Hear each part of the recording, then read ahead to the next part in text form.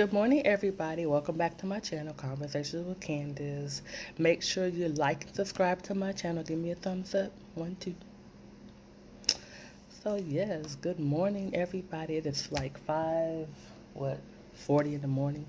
So yes, I'm up early at it. It's Monday. Good morning to everybody. I hope everybody has a good day. Be blessed and stay blessed. So, send a positive vibes your way, guys. So what I want to come on here this morning to discuss, and I woke up around 4 o'clock this morning, so I've been up. But I just wanted to get on here this morning because I just had a quick question for you. And then what my question is, um, what is your American dream, or what is the American dream per se? And so for me, I'm just like, okay, well, the American dream is to graduate school, go to college, get a good job, and live the best life you could live, right? So, of course, there's this thing called life that happens to everybody that we have to go through. And so I'm actually have my computer in front of me, guys. So I put what is the American dream, right? Because Google is like your best friend when you want to know any and every little kind of information. But don't use it when you're sick because it's going to act like you're going to be dead or something. So yeah, don't do it. But what the American dream, quote unquote, to what the definition is when you Google it, it says the ideal by which equality of opportunity is available to any American, allowing the highest aspirations and goals to be achieved. And so when I look at that, and I'm just like, okay. And the only reason why I'm on this subject or this topic today is because when I had checked my phone this morning, I seen that Diddy um, had did like he's doing like a huge hiring event at the Revolt Center this weekend in LA, and I thought that was a good idea. So it's going to be him, AT&T, and it's a record label that's going to be out there as well. I think Universal, he said. But yeah, I was like, oh my God, that's a good opportunity for people who's looking to get in that type of field like myself or industry, but it's in LA. So it's like, okay, we live this American dream to where, okay, our ideal life is to potentially graduate high school, and then from there go to college, and from there live your best life. And with me, I graduated school in 2001. Then I was like, okay, I'm gonna give myself enough time, excuse me, to try to figure out what I want to do in life. But I always been a music person, like a music person, in sense to me was listening to records. Like I would sit in my room listening to records, and I'll write the lyrics down. Ooh, excuse me, bless me. My allergies, excuse me. So I would sit there and write the lyrics down in my little desk in the corner of my room, right? And I would replay the the music, and at the time was hot to me. I was listening to Tupac. And so my favorite song that I remember that I wrote the lyrics down to, every day I write it because I want to learn it, right? So my favorite song from Tupac was To Live and Die in LA. And so I'm like, yeah, I could learn this, you know what I'm saying? I learned it probably a day. Because after so many times of writing and going back, because back in the day we didn't have it to where we could just Google something and lyrics would pop up. We had to literally do the tape recorder, stop it and rewind it and go back to make sure we heard what he was saying was correct. So that was my mentality of, okay, this is what I want to do in life. I want to pursue music, but is that the American dream that is really, it was just like a dream for me. So back to where I was as far as the American dream. So I graduated from school in 2001, and I went to college in 2003, graduated in 2005 with my associate degree in business, and I went to Remington College. So I was like, okay, well, I'm going to go ahead and go to school, go to college, get this degree, and live this lavish life. I want to be able to take my mom on trips. I want to make sure she don't have to work no more, you know what I'm saying? And all that good stuff that we instill. Well, I know I instilled that in me, but unfortunately, that didn't happen. So I'm like, okay, what is what am I supposed to be doing out here? So, um, after I graduated my associates, I went back for my bachelor's. So I went, you know, to DeVry University after that, and then I did my 2 years there and got my bachelor's degree in business. So I'm like, okay, yeah, everything is looking up, you know. And lo and behold, here comes Sally Mae student loans, all that good stuff. So you know, when you're in college, because I didn't have that taught to me as far as before you go to college, like, okay, you go ahead and take out these loans and you're gonna be straight. That's what I figured because my 23-year-old self at that time was like, okay, this is what I'm gonna do. So, you know, and me being, not to say me, but everybody who go to school knows that you get a college refund check, right? You know, so the government, this is how it's set up for me. This is how I look at it. Like the government sets it up to where, okay, let's go ahead and let them know they are approved for this amount of so much loans, right? And so you go up there, you do your FAFSA, you get approved for what, $50,000 for the term that you're going to be doing, you know, the school year. So out of that, you know, every quarter or semester, however they do they, you know, financial aid at that time, you'll have money left over for yourself basically. So they don't instill that into us to where, okay, I know we have to pay this money back. So that's the thing that was with me. I was like, okay, well, I know I have to pay the money back. So I'm just going to go ahead and keep the money and I'm going to stay afloat to what I got going on now as far as paying my bills ahead of time and using the money to do whatever. You know, when you're young and don't understand that part of the business side of student loans, you're going to do whatever with the money. You're not gonna care because you're gonna be balling, basically balling, or trying to keep up with whoever was in your clique at that time to impress God knows who. So I just feel like the system, as far as the American dream, is not really real. I mean, it's realistic when you have people that's behind you that's gonna push you to do what you want to do in life. But the American dream, as far as a whole, with with us going to school, having to take out these loans, is ridiculous. And I just feel it's a trap, it's a setup. So that's how we stay in debt, is by student loans. And it's just sad because it's like we live in this world to where we feel we have to go to college or we have to go to school to get a good education, and when you finally get the good education, you overqualify for the job because you got too much ex- not even experience, just too much education. And I just feel that is so messed up because I'm sitting here with my bachelor's degree in business and can't even get a receptionist job because I don't have the experience. Okay, so how are you supposed to get the experience when you don't get the opportunity to get the experience? But you sitting up here with $75,000 worth of student loans. For what? Like, it's crazy to me. That is really sad.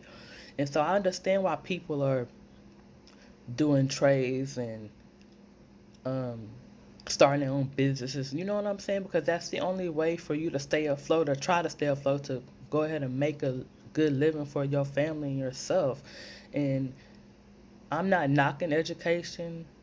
I never knocked it. I'm never going to knock it because I know it's something, you know, it's like, what's the word I'm looking for? It's something that we need in our everyday life. It's just to be educated on things, like to learn new things and new skills and stuff. It's plenty of books out there, ebooks, all that good stuff that we could do that us American people, or just say individuals, that we can actually learn from, and we don't really have to sit in the classroom and learn this stuff that they teach us. When we get out in the real world to actually do it, it don't even apply to what we doing in life. You know what I'm saying? Working for, which is ridiculous. Like I don't get it. So I'm still trying to wrap my head around that. So I'm gonna have student loans until I don't know when. When the Lord said it's time for them to be gone, poop be gone. So I just think it's just a whole setup, and that's just my personal opinion. I'm not trying to put y'all into, or try to be biased about the situation, but that's just my personal opinion on student loans. Like, I just think it's just ridiculous that we have to even consider them. You know what I'm saying? So, I mean, college is all good and stuff, and I'm just like, do I want to even pursue getting my master's degree? Because it's like, at this point, I'm just like, man, I don't even want to do that. Just because the fact that I know I go back to school, I'm going to have more debt on top of more debt. And the stuff that they're going to be teaching me, I'm probably not going to be using it when I try to get the job or try to apply for it. But then it's like, if I continue with my master's, I'm going to feel good about myself. Yeah, of course. But at the end of the day, I'm going to get a job in that field that I'm looking to do. And so it's like nobody wants to give you that little leeway or that little crack in the door. You know what I'm saying? So I just feel that that's really sad. So yeah, that's what I wanted to vent about today. And also with the music industry, I know it's all about who you know to get into it, and just give people opportunities to actually prove prove to you or your company that they're able to bring what you need to the table. And so it's a lot of talented people out there in the world, music producers, executives, A&Rs, all that good stuff. But if you don't have the proper, not education, because I'm going to just use it as an example. Like with Jay-Z, he didn't go to college. He didn't pursue that. But look at him. He is one of the GOATs, the greats of all time. Jay-Z is my favorite rapper. Like, hands down. Can't nobody tell me nothing about Jay-Z. I'm just gonna be like, okay, we could disagree. We could agree to disagree. But that's my favorite rapper. And I actually learned a lot from Jay-Z. When I listen to my music, I listen to the lyrics. I love beats too. I'm a beats person and I'm a lyric person.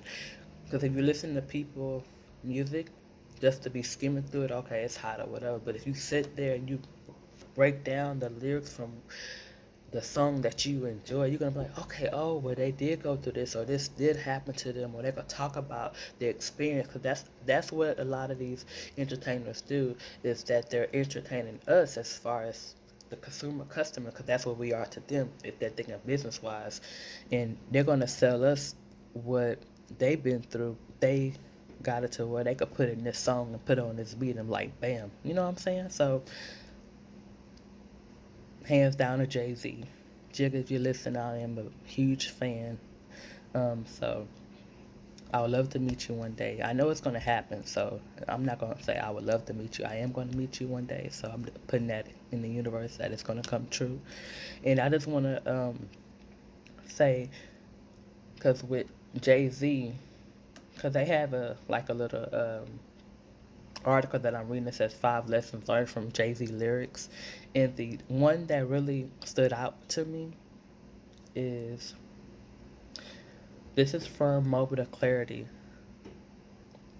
And this is off of the Black album that he dropped in 2003. 2003, 2004, 2003. And so it says, when your sense got that much in common and you have been hustling since your inception, and we have the F bomb word, perception. You go with what makes sense. And it says, I can't help the poor if I am one of them, so I got rich and gave back. To me, that's a win-win. And so when I was sitting here looking at it, I'm like, okay. So I'm seeing what he's saying, and I understand it, because when you get to the first line where it says, when your sense got that much in common and you have been hustling since your inception, if perception, you go with it. So what he's saying right there, you go what makes sense to you. And then as far as the make sense part, is you don't make dollars, don't make sense. So that's a business standpoint is where he's getting at too as well. And so he's saying, I can't help the poor if I'm poor, which is true. So how many poor people you know is helping out another poor person? Like, what can another poor person do for you if you're poor? Really nothing and truly nothing because you're both poor. So why not you let that person who's putting themselves out there to get rich then come back to help you to get rich. So that's how you keep it in the family. So when you listen to Jay-Z lyrics, he tell you he put his whole team on. He was, I would say, let me give you an example. So 1 out of 7 people.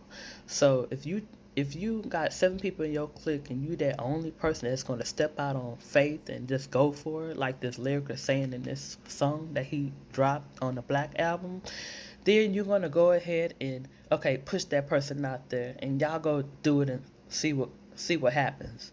And if you know they're gonna make it, of course they're gonna come back for you, so that way they could put you on to his team or her team, and then go ahead and you start getting the money. You start getting the bag. So, man, just we just gotta go for what we want in life. So if you got a lot of friends and family, or you got a certain group of individuals that you hang with, and you know one person that's talented in this area and you got another person talented in that area, then you're gonna push each other to what they need to be do what they need to do to get it done. Basically, we can't procrastinate to keep saying we're gonna do this and do that. Nothing changes. Like take baby steps and to do what you're trying to do in life, because that's the only way you're gonna see progression. That's the only way. So take baby steps. Start writing down. Start prophesying. I'm probably saying the word wrong, but start just prophesying the word in your life that this is a dream that you have that you're gonna go ahead and fulfill. Like my dream is to work with Jay-Z and Beyonce. So I'm going to work with Jay-Z and Beyonce. I don't know how I'm going to work with Jay-Z and Beyonce yet, but I know it's coming. So if they happen to see this video, so I just pray, I'm saying blessings over everybody. And I'm gonna leave with this. And no matter what you're going through in life, just keep pushing. Just stand. Whenever something is going on that you're not happy with, just make baby changes, like baby steps to it. I mean, you're gonna get there eventually. It's gonna happen. So I just wanna send positive vibes everybody's way. It is now 5:57. I have to get ready for work. But yeah, I just wanted to come over here and just probably vent about that. I know I was probably all over the place with this video and not just focusing on one topic, but it's trial and error. Of course, I'm gonna make mistakes. I'm not new. I am new to this, so I'm not true to this yet. But once I get it packed, it's gonna be good. So y'all just stay with me. Let's ride this wave. Let's give each other great ideas. You know what I'm saying? Live our life, live our best life. So y'all just have a good day today. Be blessed and stay blessed. Bye.